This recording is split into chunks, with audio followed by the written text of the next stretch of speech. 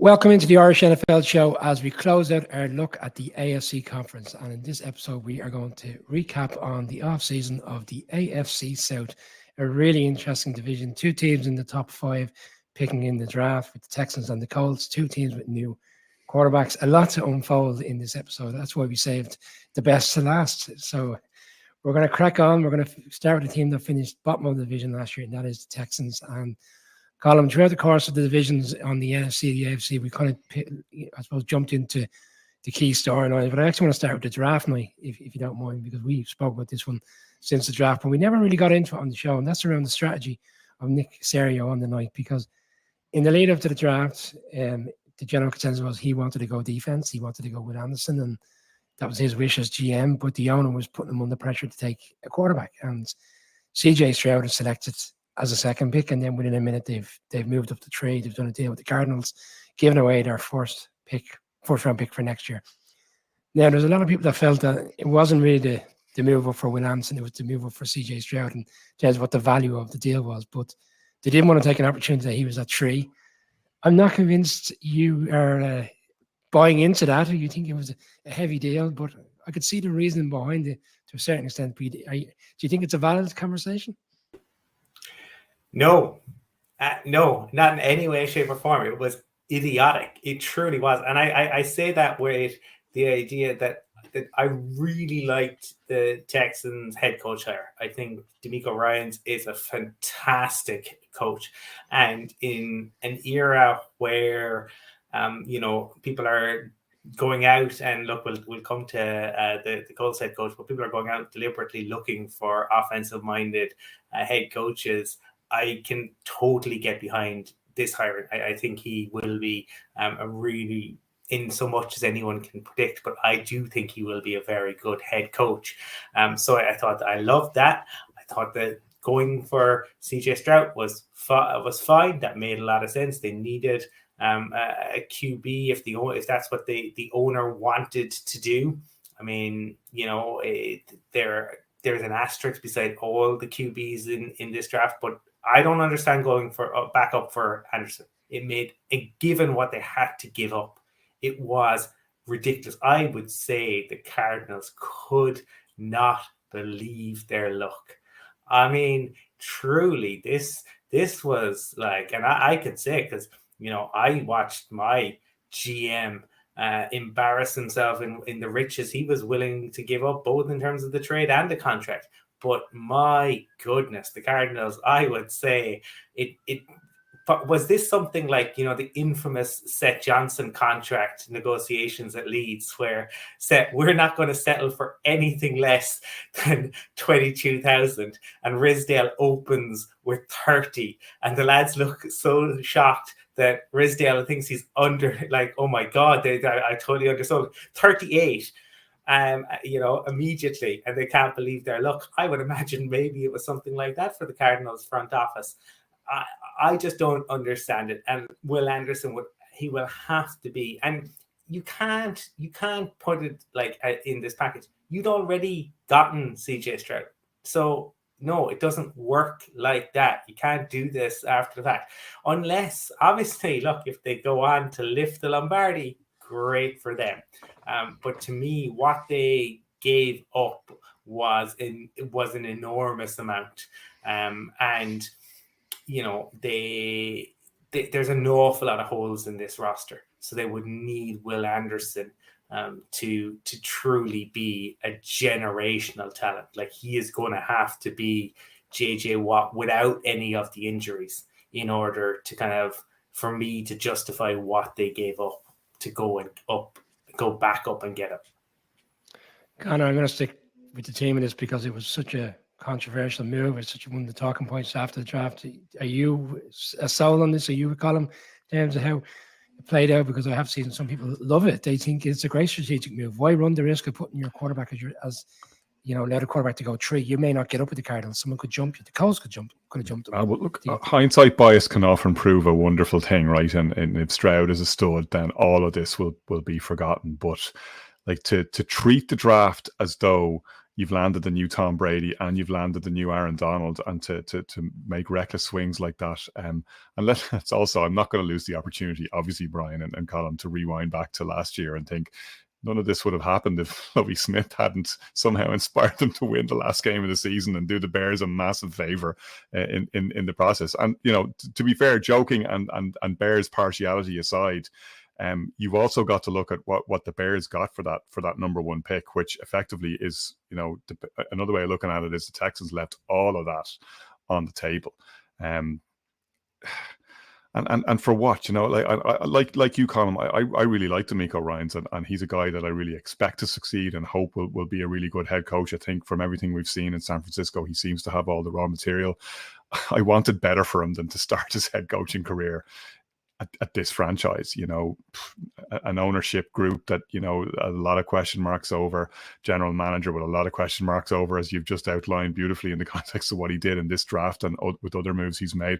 They you know, the position they left Lovie Smith in last season wasn't great, and I think an awful lot of people around the league, whether they were fans of Lovie's or otherwise, and he's a very popular guy, were very happy with the way he finished the season, kind of wiping their eye there, because they kind of did him dirty. You know, they put him in a very, very tricky situation, and it's not a way to treat someone who's given as much to the league as a head coach as Lovie has. So, you know, I wish D'Amico Ryans well with what he's inherited. And you know, what he's got there, you know, he does now have Will Anderson on his defense. They picked up Jimmy Ward as well, who's come with him from the 49ers. So they've got some pieces there in place. You know, they need Stroud to hit, and they need him to hit quickly, though. Otherwise, it's going to be another joyless season for them.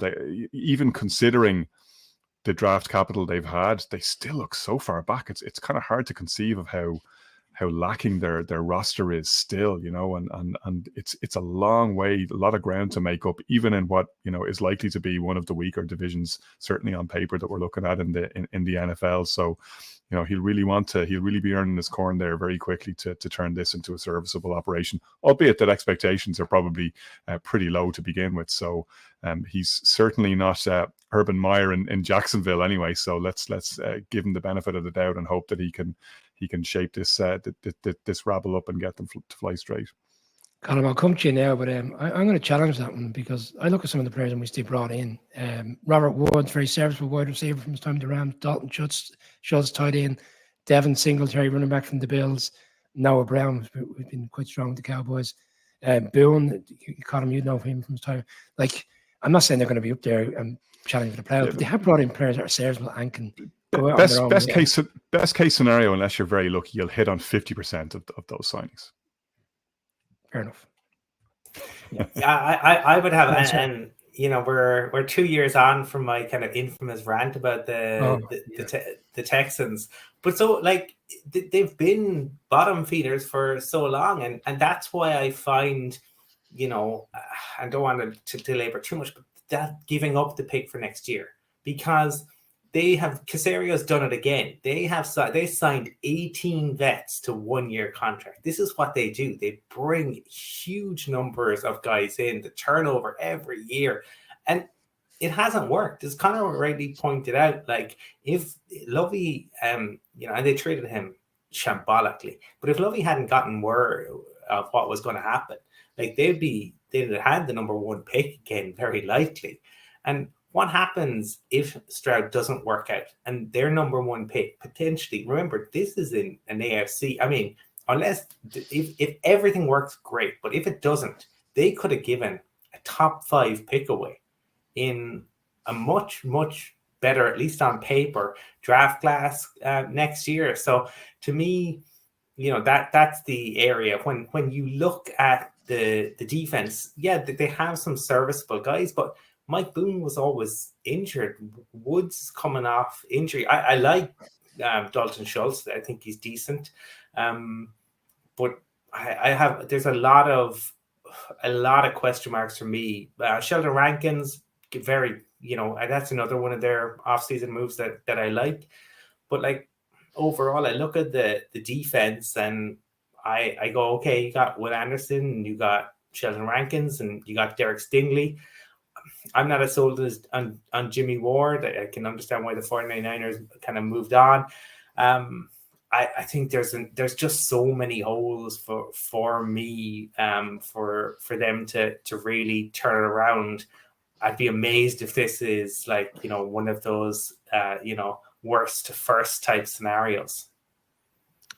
I don't think it's as bad as it. I kind of get the impression you guys aren't sold whatsoever, and you expect them to be top five. Well, top five again, but not obviously picking in the first round.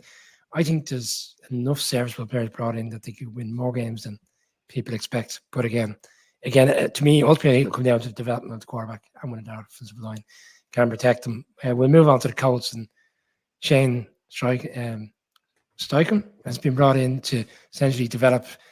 I think it's a rerun, come in and run it back in terms of what he's done with Jalen Hurts, and can he do that with their quarterback, in which they picked with the fourth pick of the first round, Anthony Richardson, who again I think has flaws, and I think he is very much of the Jalen Hurts type of quarterback, and I think ultimately he will be a great quarterback in the league. But I think there could be a lot of teething problems early on, and a Colts team that look at what they've done in free agency, and not a massive lot. I don't think they had a lot of cap to play with. Isaiah McKenzie's a serviceable wide receiver. Bonacam come in again, defensive end. I was looking up, if serviceable, but not a lot. And people would say the Colts had a lot of good players last year that just didn't produce because things weren't right there.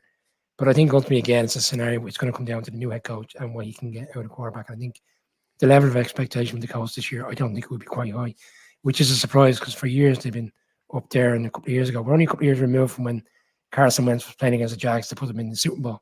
And here we are coming off a 4-win season. The expectations are so low for the new head coach. It's the only way is up in a division that, as we touched on pre-record, year in, year out is up and down, with the exception maybe of the Titans. So, Connor, I'll go to you first. Is that fair? Do you think the Colts are in for a big bounce back season, or do you think it's going to be a bit of a growing pains scenario early on? Well, and you mentioned Shane Steichen and a very young staff that he's assembled there as well. Like he's really going for quite an intriguing and an exciting coaching team there. He's hired Jim Bob Cooter, the coach with the best name in the NFL, for my money, as his offensive coordinator. Who, I double check this just to be sure. He's still absurdly young for a guy who seems to have been around as long as he has. He's only 38. And he's had stints, of course, with Peyton Manning, with Matthew Stafford, with Trevor Lawrence. He's worked under Frank Reich and Doug Peterson. It's a guy who knows how to develop a quarterback and has had time with some of the best to ever do it and has gotten really good results with them. On paper, he's a very good choice to work with Richardson, and I'd be intrigued to see how that works out. Richardson looks like that kind of high risk, high reward player. We've seen some of his tape, seen his workout before the draft. He's got an incredible arm, like an absolute cannon. Times has accuracy issues, as is often the case when a player has kind of prodigious physical gifts like that. It's kind of hard to get the crosshairs in sometimes. But the Colts, to me, are the example that if I was a Packers fan would terrify me, because you have this amazing handoff from Peyton Manning to Andrew Luck, and then after that, after that decades of Hall of Fame level quarterback play, they bounced around from quarterback to quarterback, from subpar quarterback to subpar quarterback, perhaps with the honourable exception of Philip Rivers. Let's be fair. And as you were saying, Brian, not that long removed from Carson Wentz, potentially taking them to the playoffs and on a run before they kind of spectacularly imploded. They're another one of those franchises, though. We've just finished talking about the Texans. Jim Irsay, as owner, has been a man to make some questionable decisions, not least last year, and bringing in Jeff Saturday as head coach and shipping Frank Reich out the door. Like, what was going on there? Entertaining and all as it was. But they've got a lot of good players there. You got the likes of DeForest Buckner knocking around, who I've almost forgotten was a Colt. We'll see whether Jonathan Taylor gets back to his best after injury. You'd kind of think they probably need him to be. And they've got a decent wide receiver room there. They've got players that they can put around Anthony Richardson to give him a chance to succeed. They're certainly not in worse. They've been in worse positions over the last couple of years than they are now, in my view. And again, it's not the most demanding division and hasn't been the most demanding division over the last couple of years. So the bar they need to get over is not as high as it would be elsewhere. Colin, do you think certain coaches would have to be sold and going to Indianapolis? I know for Steichen, it's his first opportunity to be a head coach in the league, but bearing in mind how Frank Reich got treated at the end, Chris Barrett seems to be under pressure. You never know from one season to the next what's going to come from this owner. Have the Colts fallen away from a team that were looked upon as the kind of place you'd want to go and coach there and potentially even play there? Maybe for some. But I think I had the good fortune to have a really good conversation with Zach Kiefer. And while Zach has obviously moved on now to kind of being a national features writer, he's obviously, coming off the back of being the Colts beat writer for so long. And, a lot of this ultimately goes back to what happened with Andrew Luck and the way in which kind of that played out. And that still kind of plagues, I suppose, Jim Irsay. And we will see, like last year was an unmitigated disaster. And realistically, they shouldn't, like when Irsay got involved, right, and to move off of Carson Wentz and everything that went, Frank Reich should have just moved on from Frank Reich at that point as well. Because ultimately his position was untenable, and that's so it proved. Now, bringing in Jeff Saturday didn't help anything. I really like the Shane Steichen hire. I'm probably this division has probably my favorite kind of head coaching hires from this particular round. I think the work that he did with Justin Herbert. We forget that sometimes that it isn't just the Jalen Hurts that he has developed. Like that first season from Herbert, that is why Justin Herbert is talked about as every year taking the step into the pantheon, because we saw in that first season when he came in, and a lot of that was down to Steichen. So I think he can work with Anthony Richardson. I think that pick made a lot of sense. But I do think you have a very valid point, Brian, around the weapons. I don't know if the weapons are there. I think what will be interesting to see with the O-line is the O-line's basically returning, right? Last year, we expected huge things from the O-line, and they absolutely fundamentally disappointed. They're basically returning the same. Was it just a down year with all of the changes that were going on, or are the players, is there slippage there?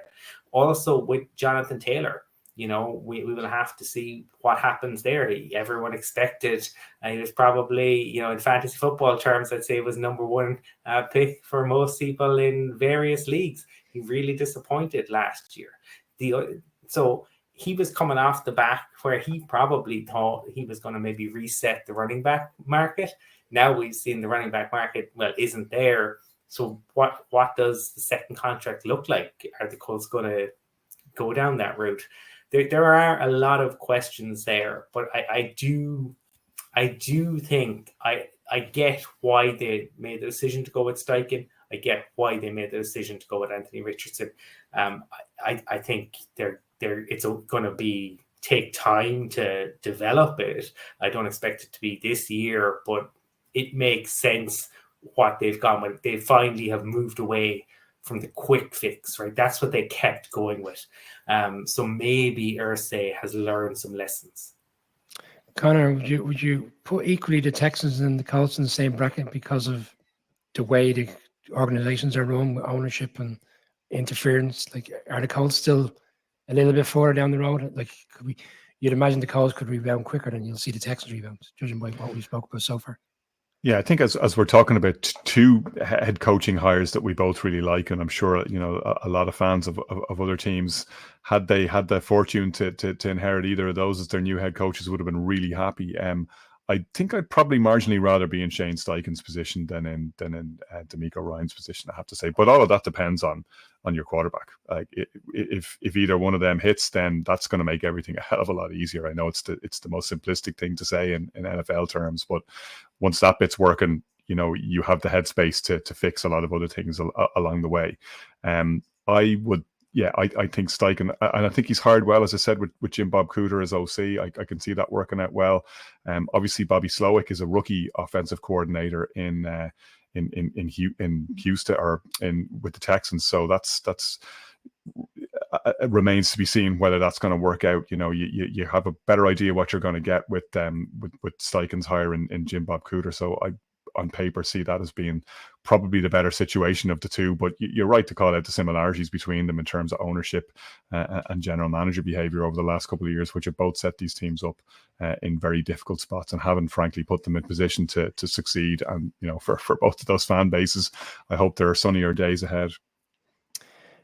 this division has so many question marks, and the next team is the Titans, because we're only a year removed from when the Titans, once they lost a playoff game against the Bengals, they were the number one seed for the AFC, and yeah, it's hard to even remember that was the case.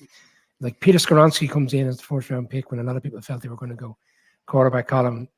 For me, it just seems like it's Derrick Henry. It's Derrick Henry. We do our utmost to protect on the offensive line, see what we can get out of him. Like I thought at this stage, Ryan Tannehill. Let's not forget they picked the quarterback last year in the third round who had some, played a number of games last season. Clearly wasn't really ready for the NFL. Again, he's still there, but you have to go Will Levis in the second round. So you don't do a lot in free agency. Serviceable players like Sean Murphy Bunting coming in from the Bucs. We had a good time there, won a Super Bowl.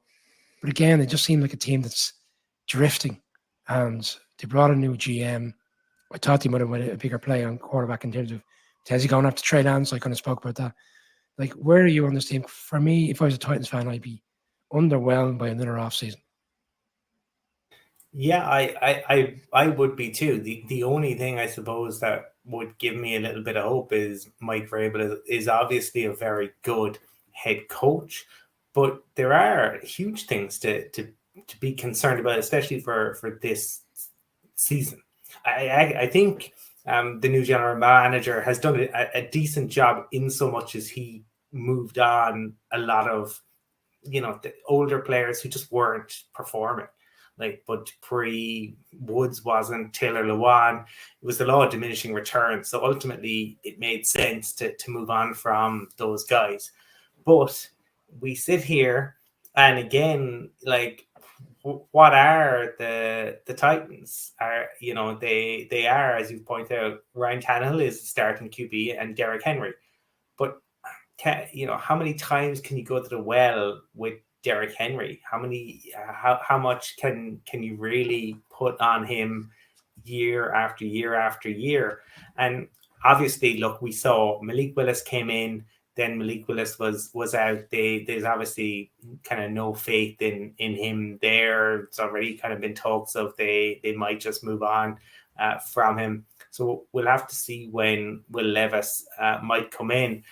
They spent and not huge money, but decent money bringing in Andre Dillard, who is a guy who, was under the best offensive line coach in the league in Philadelphia, a guy who's seen off 3 head coaches there, and they recognize he's so good they've kept him around, and he couldn't develop him. So I don't know who the Titans are. Their identity seems still rooted in Derrick Henry. But again, I go back, 3 teams last year had rushers who went over 1,500 yards. None of those teams made the playoffs. Conor, Traylon Burks was the first round pick last year, and I suppose he never set the ground running last season. I wonder if was there lofty expectations, bearing in mind they just moved on from Antonio Brown, expecting him to come in and take up the slack, and never really materialized. But the offense never really got going last season. There were so many games that they should have won, they lost, and scrappy games. For large part, it's a scrappy division. It's hard to know what to expect from this team. And genuinely, we can look at all the teams in the league, and we have a reasonably good kind of prognosis of what we expect. Genuinely, I couldn't tell you where this team's going to be come this time next year. Yeah, I have to say, and maybe I'm calling this on myself and it says more about me, but they're one of those teams that I was thinking, who the hell are their wide receivers? It's kind of hard to identify them. I had to look it up, I must confess, and it takes me back to that sliding doors moment for them, which was trading AJ Brown. Who does that? You would talk about general managers making moves to turn a team into a Super Bowl contender. The Titans made a move to turn the Eagles into a Super Bowl contender and trading them AJ Brown. And you could see it's one of those great NFL films moments when you captured Mike Vrabel's reaction to that move. He was not a happy camper, and that lit the fuse on the end of that GM's career. And it raises the question, as Colin quite rightly asked, who are they now? Where are they going? What are they going to want out of this season? You'd wonder, should they fold their hand and start again at quarterback? We thought they might have done that. Maybe they didn't see who they wanted in this draft, and maybe they're looking ahead to what is expected again to be a very promising crop next year. And arguably, at least as far as we can see and tell at this juncture, perhaps a more talented crop for the upcoming draft than there was this time around. Ryan Tannehill is, of course, recovering from injury. Are we going to see diminishing marginal returns there? He's taken quite a bit of punishment. Skoronski, as you said, a much sought after draft pick to strengthen that offensive line. But they're asking a lot of Mike Vrabel to take this back on the road. Yet all of that said, you mentioned quite rightly they were the AFC's number 1 seed just 2 seasons ago. So in one sense, they've fallen a long way. In another sense, there's still a tight core and there's still a chippiness about them, and there's still, a competitiveness about them that will serve them well. And as we've said for other teams in this division, you probably wait around 5 or 6 games and see where you are, and then we'll see whether they really are all about sticking with Tannehill and running it back one more time, or whether this is just a bridge season before they make a move next year. Colin, you have a point before we move on to the Jags? I suppose we're rightly talking about them as the number 1 seed, but that season was even where they were, that they were so strange, right? Because they started off wobbly and then they went on this incredible run in kind of late like mid-September to mid-November, where they were just unbeaten and they hammered the Chiefs. And I think they'd beaten the Saints in mid-November, and they were sitting at 8-2. And then they had another wobble. Now they got it back a little bit at the end of the season, but they're the number 1 seeds. But the decline or the fall off seemed to start that November, and then obviously against the Bengals, things really fell apart. Tannehill was in some ways he's sometimes too honest, right? Because remember, he talked about how that game had impacted him and it still kind of gave him nightmares. When Malik Willis came in last year and he was asked, are you going to help choose this guy? And he's like, it's not my job, even though he had seen Joe Flacco make the same mistake in Denver, and just say, yeah, sure. And then it moves on. So again, like, this isn't just like one bad or one down year last year. To me, this is kind of coming for 18 months. And the reason they moved off of, and had Mike Herndon on, and well worth for anyone kind of interested in this division or the Titans, well worth listening to Mike's podcast. He was really good when he was on. And he talked about like the reason they moved off the GM was the fact that the draft picks over the previous years just weren't working out. So it was all kind of stitched together, and those stitches are coming very, very undone. Let's not forget that playoff game. They broke record numbers in terms of how many sacks they got on Joe Burrow, and yes, somehow found a way not to win the game. Connor, Colin did a really good podcast recently with Mia O'Brien, who kind of covers the Jags. She works with a local radio there, and she spoke about the night and day effect of moving on and from a coach who really shouldn't have been in the league, and having Doug Peterson come in, who won a Super Bowl, and start recognizing players and treating them like adults as opposed to what he was the previous head coach has done. I don't even want to get into like him, some of the stories we had to read about at that time. Entertaining when we were doing the shows, but not for this particular episode. But look, we saw the difference last year, and like they didn't have the best of starts. Like Colin was there firsthand at Wembley to see a game which Trevor Lawrence had played well initially, had a really silly interceptions, and it kind of impacted his performance throughout the course of the second half of that game. Only to see such a springboard come the second half of the season. I mean, are we into it? With the division the way it is in flux for the other 3 teams, is it the Jags to essentially win again and maybe not have to be in a position come the back end of the season having to win a week 16, week 17 game to get over the line, that it could be a comfortable division? Not a lot done in free agency, bear in mind. Seems like they're kind of running it back with a large part of what they had last year. And still have quite a young team, and again calls back to a point that we were making earlier, that teams develop. Good teams get better year on year.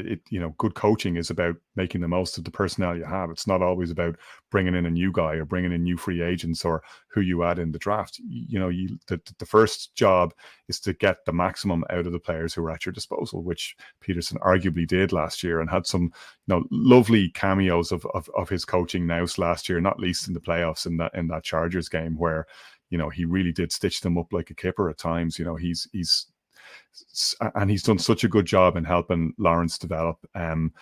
Bringing in Calvin Ridley obviously adds a little bit of spice as well, adds another piece to that offense that's going to make them a little bit more dangerous. I think for me, though, the big area that I'm going to be watching this year from them is what they're going to do on the other side of the ball. They haven't done much to improve, as you say, the defensive personnel at their disposal rather. So how much will they have developed what they have? How much will they improve from year to year? Because that's where they probably have the most improvement to make. And that's what, makes a difference, to your point, from them falling over the line to get into the playoffs and taking control of this division. Like, if they really have ambition, you want to see them doing that early on. You want to see them winning this division, which, as we repeatedly said, isn't that challenging. You want to see them winning it comfortably and put themselves in a good position going into the playoffs, because, and we've mentioned it before, AFC is a murderer's row. You don't want to be limping in as a wild card. It's just too much of a road to climb, too much of a hill to climb from there. You need to go in strong. You need to be contesting for that number 1 seed.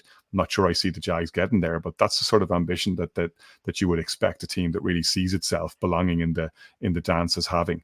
And if that's what your ambition is, then you want to cut a swathe through this division, frankly. Otherwise, what are you in it for? Connor calls out defensive schemes and defensive minds in terms of what we should expect from them, but offensive line was a concern last year, and they brought in 2 serviceable offensive line in free agency to go offensive line in the first round. Like, you're on the outside looking, it's essentially this team goes to Trevor Lawrence, and we saw games last year where he couldn't be kept upright. If the offensive line is secure, are we going to see him continue the upward trend in which we saw towards the second half of last season, and recognised as the quarterback that many believed he was, which was a generational quarterback coming out in that particular draft? Yeah, like last year, you highlighted the Broncos game earlier, and he talked about that. The picks he made really made him go back and evaluate how he approached things. So to me, I suppose the reason some of it came down to the fact that Robinson tested positive, so there's a suspension incoming. That kind of, they found, I think fortunately they probably got that news just before the draft, so they were able to take somebody to maybe legislate for his loss. Though I wonder, would they have gone a different route if he had been there? It is going to be tougher for them this year, right? Because last year, they were coming off, back-to-back number 1 picks. Obviously, everything that had gone on with Urban Meyer, Dougie B comes in. The only way was up. They spent a huge amount of money in free agency. Now, they hit, right? They were absolutely worth it, but that limited in terms of what they were able to do this year then as a result. So they haven't been able to go out and kind of make the sort of signings that you would really maybe have liked to see them make, particularly, I think, on the defensive side of the ball. Obviously, Josh Allen and Trayvon Walker are there, but you'd probably like to see a little more, in terms of the ability to get to the QB, and also, obviously, in the secondary. But yeah, it will be down to Trevor Lawrence, and Trevor Lawrence continuing to take that step. But I don't think, especially after the way in which they came back to overcome the Chargers, I don't think anyone's going, and they performed in Arrowhead, I don't think anyone's going to underestimate the Jags this year. And that will make life tougher, right? Because sometimes teams continually surprise for an entire season, because everyone goes, this is the week where the wheels come off, or this is the week where they kind of get shown up. They were so hot in the second half of the season. But they need to do that again, because ultimately they're no longer, one of the ways in which the league maintains parity is the 4th place team play the other 4th place teams. That is no longer the case for the Jags, so their schedule will be tougher this year as well. Connor, Travis Etienne, running back, a bit of an unsung hero last year. Doesn't really going to get the exposure. He's there as bearing in mind all the other running backs in the league. Like, they've got some really, really strong players in offense, which allows Lawrence to flourish. It'd be interesting to see if they're going to have the same kind of desired effect this season. Yeah, they do, and as you know, this is one of my soapbox points. You know, the rise and rise of the running game to counteract what's been happening on the defensive side of the ball, and you know, defensive coordinators' willingness and ability in the arms race to scheme to, you know, as we talked about when we were discussing the Chiefs, limit the ability of Patrick Mahomes and others to throw explosive plays, try and keep them dinking and dunking a little bit, and getting what the defense will give them, and force them to be a little bit more patient. You know, one of the ways in which you freshen it up, obviously, is by having a dynamic running game, keeping guessing, misdirecting. Etienne, as you quite rightly point out, has been an unsung hero. It's kind of amazing that it's taken us this long in the conversation about the Jags even to throw his name up. You almost take it for granted, but he was a serious part of the success last year. And you know, just to riff on a point that Colin was making there, I think what will tell us a lot about who the Jaguars are is whether they are the team that has now gotten comfortable with winning and learned the winning habit, or whether they liked being the plucky underdogs, and whether that helped them kind of surprise teams to the upside, and that they benefited from being underestimated. I would suspect it's probably the former, to be fair, and I think Doug Peterson has got them pointed in the right direction. I think a lot of their slow start was due to just how many cobwebs there were to blow off there, and how much had to be done to clean up the mess that Meyer left behind him. But I'd be pretty positive about the way I'd see them shaping up in this division for this year. You know, you don't necessarily count them among the big dogs in the AFC, but you certainly see them being playoff bound based on what they have in front of them. Colin, a follow-up point on Connor's piece? Yeah, and to what you were saying, Brian, because you highlighted ETN and what Connor is saying, like, and they've gone the running back by committee. Keep talking about it, but that's the case because they brought in Dearness Johnson, and they went and Brian, you and I talked to Matt Verderam, and he was speaking to us about Tank Bigsby, and he was a big fan of him, and I think that's because of Pacheco and Pacheco's role with the Chiefs, and obviously he saw how that worked out. And Bigsby is that. So Etienne is the gifted runner, the guy with the vision who can find the holes.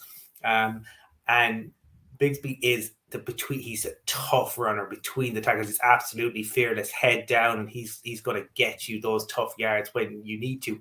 And again, Dougie P is a disciple of Andy Reid, so he is going to look to see. And remember, you know, I mean, ultimately when it came to it in the Super Bowl, it was Andy Reid looking at what Doug Peterson had done and the way in which they had run things against the Eagles with those kind of, you know, the plays where, you know, you think they're running it, then ultimately they flip it back. So it's funny, the magpie nature of things, but I just thought it was very interesting that they ultimately decided to bring in, you know, a running back in free agency and a running back in the draft. I have a question for both of you before we wrap up. But Connor, you have another final point to make on this. We're just Pacheco is a great call out there, and one of the things that we don't talk about enough when we discuss guys like Pacheco and the modern versatile running backs is Pacheco is a brilliant pass protector, and he's a brilliant addition to the protection that they have around Mahomes. And to the point you were making, Brian, about the struggles to keep Lawrence upright, you know, that also falls on the tight ends and pass protection, and it falls on the running backs when they're called on to pass protect. You have a guy like Pacheco around you. Like, Mahomes doesn't just value him for what he can do in the backfield. Mahomes values him for what he buys him in terms of his role in the passing game. He packs a huge punch for a relatively small guy, and has frustrated many a pass rusher in his time, and it's an understated part of his craft. I kind of get the sense, I think I know where both of you are going when I'm going to ask is who you think is the favourites for the division. But actually, one final one, and I'll throw it both of you, whoever wants to take it first. This will be the first year in which we've seen a team come to London twice, and they're obviously going to be staying for the 2 weeks. I know we've seen teams that go to West Coast, they might play Sunday, and then have a Thursday game, they might remain out there. But this is a period where they're going to be essentially together for 2 weeks. And there's positives and negatives in my eyes. The positivity is a stronger camp, everybody's in unison with one another. But is there kind of a heavy leverage that comes with having to come back to the States? I know they're going to have their bye week, but you see that anyway impacting, like, they're two difficult games in a sense, like Wembley. You know, that can be taxing on the players. Colin, we saw it last year. Probably the pitch will be a little bit better this time of year, October 4th against the Falcons, who we expect things from. And then they go and play the Bills, who arguably should be one of the teams, contending for the AFC. Is there anything in that you think, or do you think it'll be a positive for the team? I'll throw it out there and I'll let one of you take it up. I think it'll undoubtedly have some sort of impact, but like sometimes London impacts, or the international games impact in a way you don't expect. And the Jags are the perfect example. Like last year they lost, but they learned so much from losing. I think they have probably learned a little bit as an organization as well, because remember, COVID is what saved them from themselves. They were going to play 2 home games in London, and I think they underestimated the way fans would react to that. So COVID saved themselves. They managed to get the 2 weeks. They want that. And what it could do is it could bring a team together, depending on how things go and how things are in the camp. That is an opportunity where you've heard players talk about it time and time again. Sometimes things happen time away. We know over the course of the off season, sometimes QBs obviously spend time with their receivers and so on and so forth. This is going to be 2 weeks where they're really away from normal life, from regular life. They better hope that the players bond and it is a good trip, because I think if it is, it's going to be very different, and it does have the potential to allow that team to really bond in a way that others aren't going to have during the season itself. Conor, they've got the Colts, they've got the Texans with the Chiefs in between that before they get to London for that Week 4 game against the Falcons. Just any point you want to make on that particular scenario? Yeah, I think that the 2-game London stand is a really interesting one, and in many ways, even though it's only 2 games, although that's a lot in the context of an NFL season, it's almost reminiscent of what happens in the NBA, the NHL, or Major League Baseball, where teams go on extended road trips and play 5, 6, 7 games away from home. And to your point, Colin, sometimes that can be the making of a team. It can really help bond them while they're on the road together, and they're away and that they get to do things in a different way. Sometimes it can be unsettling and destabilizing. I think what I will be watching is what happens in terms of that second game, because in some ways you could argue it gives them a little bit of an advantage for that game in that they'll have been in the UK, they'll have been on the time zone, they'll have had more time to adjust, whereas both teams are traveling for the first week, they're there for the second game. So you'd wonder, does that give them a slight advantage there, albeit that maybe it's a little bit more disruptive in terms of the readjustment when they go back home. Yeah, and we see a lot of teams coming in on the Friday. It'd be interesting to see when the Bills arrive for that particular game come week 5 of the upcoming season. That concludes our AFC South recap. Just before we close out, are we all on the same page? Are we all in unison? We feel the Jags are the standout favourites for this division? Conor, I'll go with you first. Go on. Yeah, I think we're heading towards the Dunces being in Confederacy by the sounds of it. I'm picking Jags to win this division anyway. I think, I have them as favourites, but and we'll talk about it more in the season preview when that rolls around. But there are always teams that overperform and that surprise you, and teams that we expect a lot from. So there are expectations now on the Jags, and they'll have to live up to that, much like the Lions. So yes, they are favourites, but it's prove it time. Absolutely, yeah. Great end of the season last year. Great victory against the Chargers. Fell short against the Chiefs. Be interested to see how they hit the ground running this coming season. That is our AFC South recap. I think in a couple of weeks we're going to do a far too early Week 1 preview and selections, which should be a highly entertaining episode. But for now, Colin and Conor, I appreciate your time as always.